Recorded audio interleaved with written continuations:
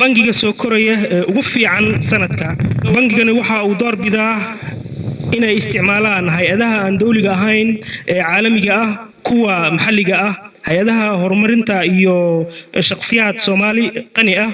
Bangigu waxa uu leeyahay hannaan bangi oo si fiican loo askumay, habraac shaqo iyo weliba in uu si dhab ah u yaqaano macaamiishiisa. Bangigu waxa uu leeyahay adeega loo yaqaano Swiftiga, waxa uuna ku guuleystay kobac macaamiil, suuq iyo wax soo saar. Bangigu waxa uu leeyahay waax cilmi baaris oo hagta isballaarinta bangiga iyo adeegyadiisaba. Bangigani waxa uu leeyahay hanti dhowr dibadeed oo caalami ah, isla markaasna la ixtiraamo. Bangigani waxa uu si joogto ah u tababaraa shaqaalihiisa, isla markaana sare u qaadaa duruufahooda shaqo. Bangigaas dabcan markii magaciisa la sheego halkan ayay imaan doonaan dadka matalaahi.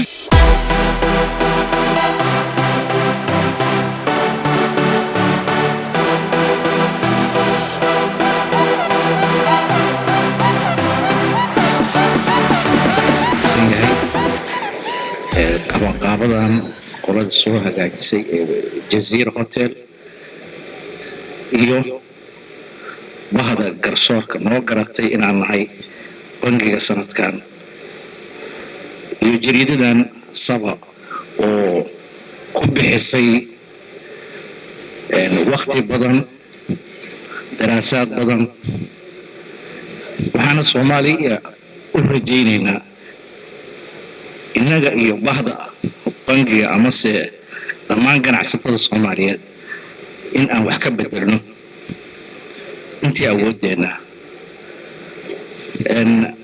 ma ahan kaliya bangiga ka shaqeeya waddanka, laakiin waxaan rajaynaynaa inaan noqono hormuudka umugta. Assalaamu calaykum waraxmatullaahi wabarakaatuh.